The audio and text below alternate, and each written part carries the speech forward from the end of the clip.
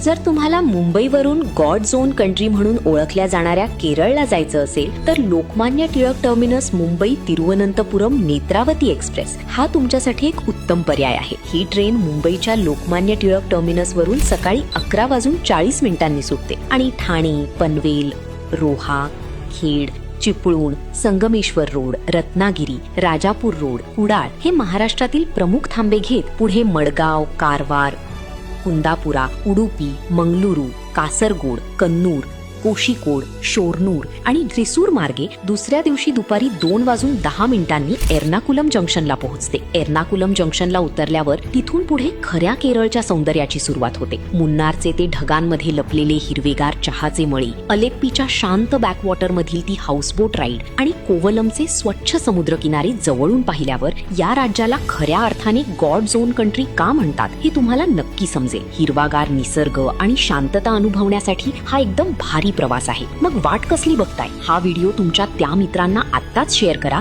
ज्यांच्यासोबत तुम्हाला ही केरळ ट्रिप करायची आहे आणि मुंबई ते केरळच्या तिकीट दरासाठी पिन कॉमेंट चेक करा. धन्यवाद.